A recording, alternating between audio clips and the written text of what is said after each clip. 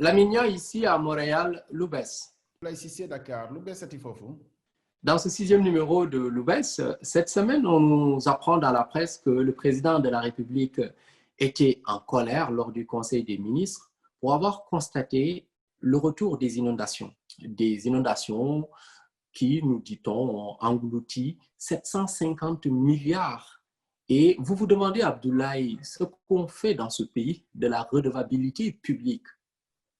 Lamine, je suis presque certain qu'on a réservé un enterrement de première classe à la redevabilité publique, c'est-à-dire de devoir rendre compte de la gestion des affaires publiques. Vous savez, il y a une très belle maxime Wolof qui dit « Ku min sa wax yap la ». Cela veut dire exactement qu'on est tellement habitué au coup de sang du président de la République en Conseil des ministres pour demander des comptes à ses collaborateurs que finalement, comme dirait le préado que j'ai ici à la maison, même pas peur des coups de sang du président de la République. Ça ne dit plus rien à personne. Il aura beau taper du poing sur la table, pardon, mais les gens s'en fichent, ses collaborateurs s'en fichent parce qu'ils savent qu'il ne leur arrivera absolument à rien du tout. S'agissant des comptes de l'argent investi pour la lutte contre les inondations, 700 à 750 milliards. J'ai envie de lui dire, mais monsieur le président, il y a un raccourci. Demandez à votre beau-frère de ministre, monsieur Mansour Faye, ministre de l'hydraulique et de l'assainissement dans les gouvernements 1 et gouvernement 2 de Mohamed Boun Abdallah Dionne. Mansour Faye, ministre de l'hydraulique et de l'assainissement, juillet 2014 à avril 2019. Est-ce qu'il y a un meilleur raccourci quand même pour demander des comptes? Ce n'est ni à l'ONAS, ni à une autre agence qu'il faut demander quand même les comptes de l'argent investi dans les inondations. On est juste dans le spectacle. Rappelez-vous, le président a déjà tapé du poing sur la table pour dire qu'il y avait trop de voitures distribuées dans l'administration qu'il faut arrêter. Ça n'a jamais cessé. On a plutôt empêché ceux qui doivent normalement avoir des véhicules de service et de fonction d'en disposer. Et pendant ce temps-là, ceux qui avaient 2, 3, 4 véhicules de fonction ou de service continuent à les avoir. On a tué la petite administration. Le président a déjà tapé du poing sur la table pour dire que la facture de téléphone de l'administration était trop élevée. Vous comprenez que dans ce pays où aujourd'hui un forfait, allez, je veux faire de promo à aucun opérateur, un forfait qui est illimité pour le mois avec suffisamment de data pour les connexions Internet ne coûte pas plus de 20 000 francs, qu'on distribue des forfaits de 100 000 francs en téléphone. Ça ne se justifie pas, ça veut dire qu'on n'a pas réglé les problèmes. Et c'est surtout ça, le problème du président Macky Sall. Il semble littéralement avoir perdu la main.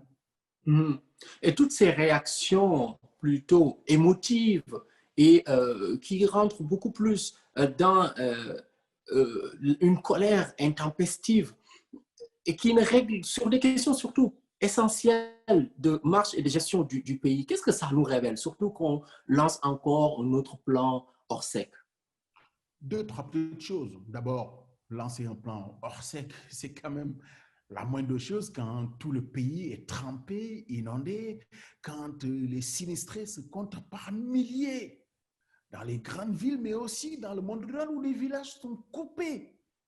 C'est quand même la moindre des choses de déclencher un plan hors sec. Et on déclenche un plan hors sec comme si c'était si extraordinaire que ça, comme si le plan hors sec, allez, dès qu'on le déclenche, ça règle les problèmes. Non, le plan hors sec est juste une organisation des secours, mais il va falloir savoir ce qu'on met dedans.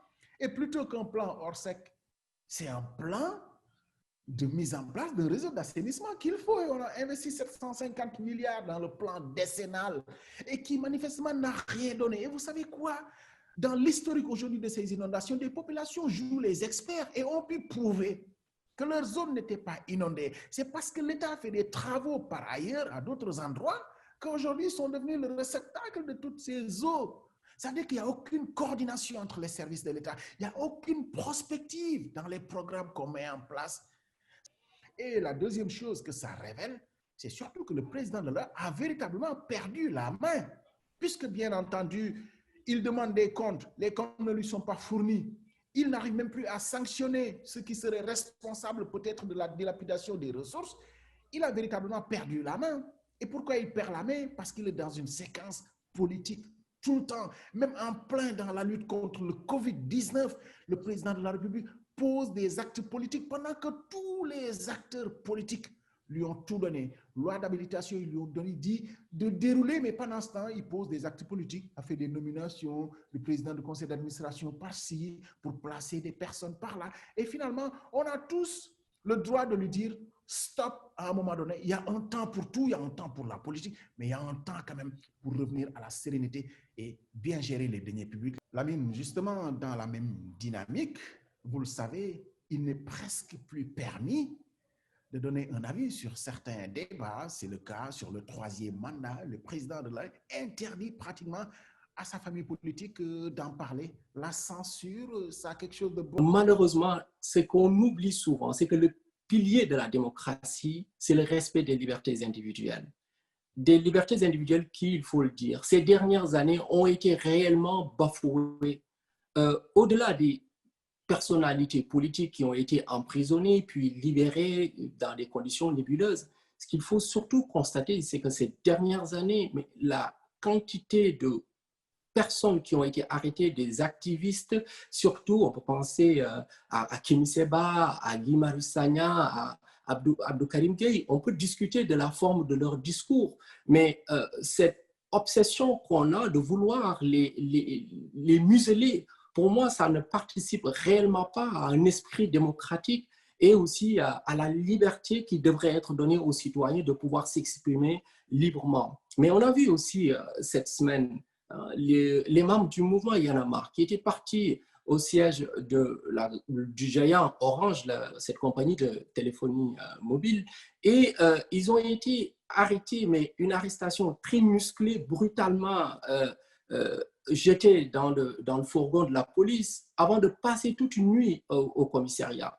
Pour moi, pour simplement demander quelque chose, à mon avis, qui relève du bon sens, quand on constate que des prix ont été augmentés par rapport à ce qu'on consomme, il est tout à fait normal dans un pays qui fonctionne correctement que les citoyens puissent exprimer leur ras-le-bol, dire que ce n'est pas du tout normal.